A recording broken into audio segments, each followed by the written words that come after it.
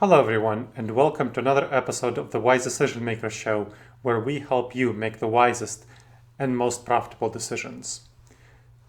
Today, I want to talk to you about the 8 powerful questions you need to ask before effective stakeholder engagement. So, you want to engage your stakeholders effectively, especially your key stakeholders, the ones who are most important to you. It's easy to want to say, hey, I engage with all of my stakeholders. But really, you gotta identify the most important ones, the ones who are critical to you.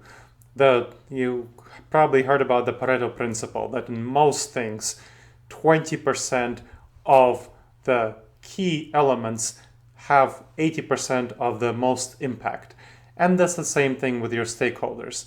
It's going to be approximately the case that 20% or even less of your key stakeholders will have the vast majority of your impact. So you want to think about which stakeholders have a significant, truly significant impact on your organization's growth. Will they be key clients? Will they be very important employees? Are they critical suppliers? Perhaps really important investors. So think about those folks who have a really significant impact on your organization's growth and well-being. Recognize that another aspect of being a key stakeholder is that this person or organization can't be easily replaced. If they can be easily replaced, they're probably not a key stakeholders. They're probably pretty easily replaceable by definition. So you want to think about those ones who can't be easily replaced and those who have a truly significant impact. Finally, realize the third aspect of being a key stakeholder is that the relationship is mutual between you and them.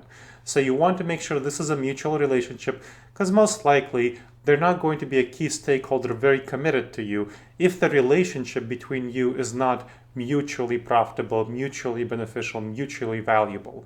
Now, you don't have to be a key stakeholder to them. It can be a huge company for a Fortune 500 company, let's say, for which you are a small business and you're working for them, and they can be a key client for you, but they have to really get a lot of benefit from you, from your work, to be a truly key stakeholder. Otherwise, they can always find someone else, and they will not be a reliable partner. So they should not be considered a key stakeholder. Then you want to engage them before you assess with them. So as you assess with them, as you think about how to assess with these key stakeholders, there are 8 critical questions you need to ask. 8 questions about how you engage with your key stakeholders. Now, otherwise, if you don't ask these questions, there are way too many cognitive biases you will fall into. And if you've been watching the Wise Decision Maker show for a while, you know that cognitive biases are the dangerous judgment errors that our mind makes just because of how our brain is wired. Due to the structure of our brain, our evolutionary background, one of the most important problems, cognitive biases, dangerous judgment errors regarding stakeholder engagement is called the false consensus effect. The false consensus effect refers to the fact that we tend to assume those others who are important to us share our perspective to a much greater degree than they actually do. This is why in personal life, we have a divorce rate of 40% plus in the United States. And of course, why about half of all startups fail within the first 5 years and about 75% fail within the first 15 years, because there are way too many assumptions being made within the startup about what's going on internally. You'll often see business partners fail, business teams fail on this basis, and key critical clients, you'll fail in your relationship with them if you make too many assumptions about them and if you assume that you really understand what they want. Same thing about investors, same thing about suppliers, same thing about your key employees. So 8 questions you got to ask yourself for effective stakeholder engagement. First, what are their feelings, their intuitions, their values, their goals, their incentives around the issue on which you're engaging with them? Now, our feelings, what the research, I often talk about feelings, and people often get confused by why I talk about feelings. Well, if you look at the research on intuitions and feelings and emotions, you'll see that our decision making around any issue is primarily emotion driven. 80 to 90% of our decisions, of our behaviors, comes from how we feel, not from how we think. So you want to understand their feelings. and their values, of course, their goals, which are intertwined with feelings, and their incentives. These will often be material incentives, but often not. They can be reputational incentives, they can be status incentives, they can be relationship incentives, relational incentives, there can be emotional incentives. So think about their incentives, and they are not necessarily going to be material, although often they will be in business relationships. Then think about what is their story around this issue. So that's the second question. First question, their feelings, values, goals, and incentives. Second, their story. What is their story around this issue? How do they think about this issue? How do they feel? What's their narrative around this issue? We human beings are pattern matching and storytelling machines. So we understand the world through patterns. There are various patterns, and we make up stories about how these patterns intersect with each other, about how events interact with each other. So you want to think about what is their story around the issue about which you're engaging. And of course, their broader story around you and your relationship with them. Then, what's their identity, their sense of self as tied to this issue? Now, very often in professional relationships, what you'll see is that people's professional status, their identity, as let's say, for example, if you're working on healthcare and people's identity tied to the issue might be someone who is working in healthcare might have a strong identity as wanting to save people's lives and improve their health. So very many people, unfortunately, too often look at only the material incentives and don't look at their identity, their sense of self as tied to this issue. Finally, the fourth question regarding identity. This is somewhat different. So fourth question, this is transitioning to identity, an aspect of identity which ties back to the story. How are they the hero of their own story?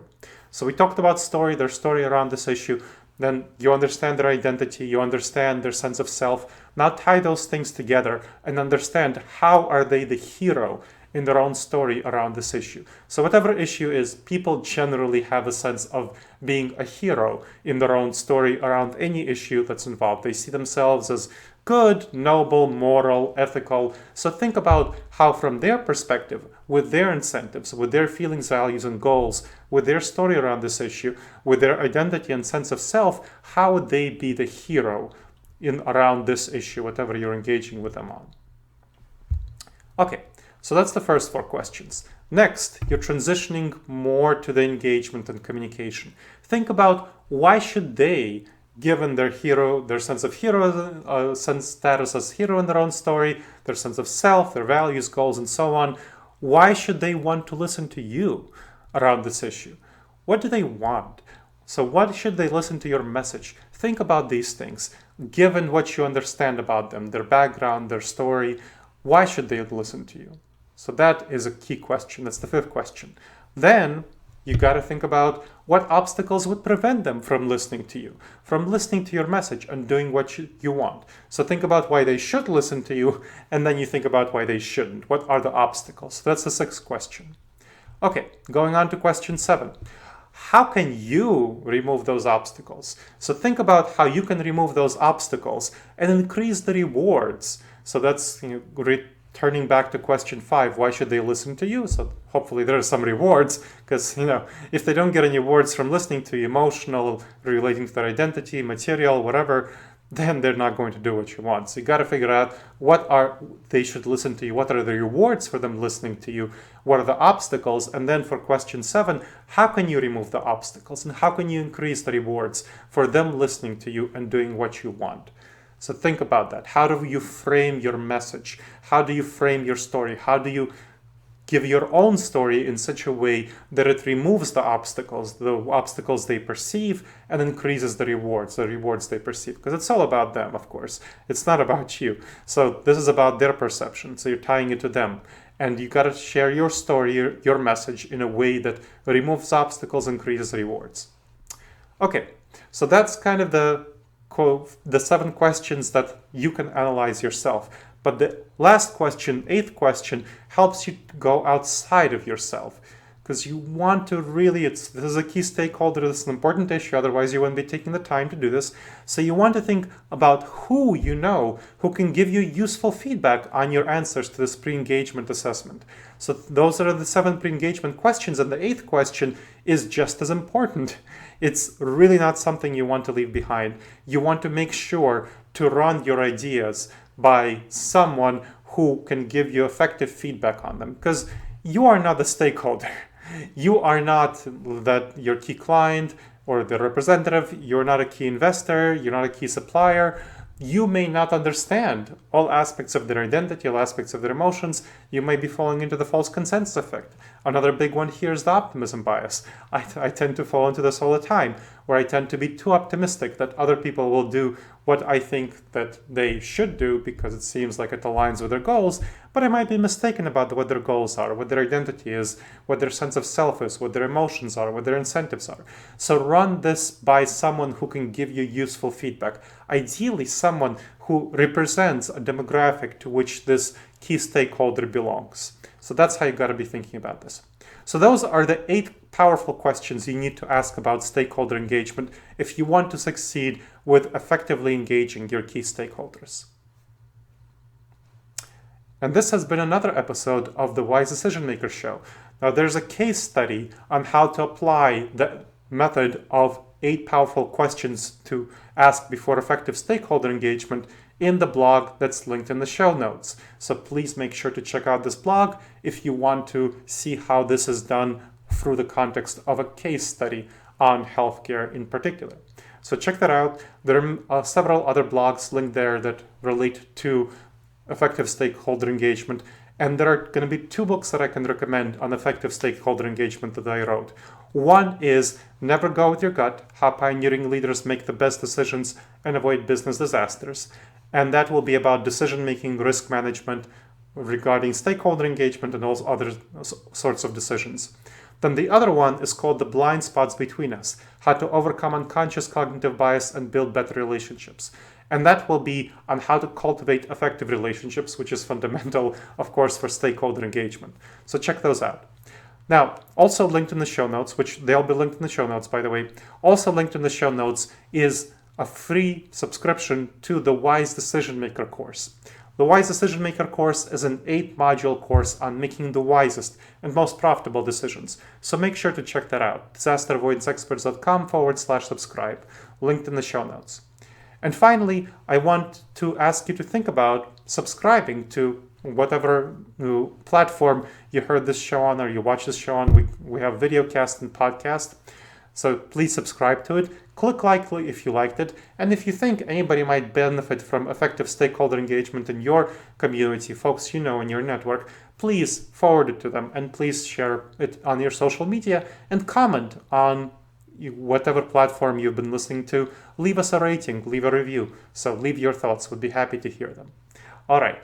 I hope this episode of the Wise Decision Maker Show helps you make the wisest and most profitable decisions, my friends. Till next time.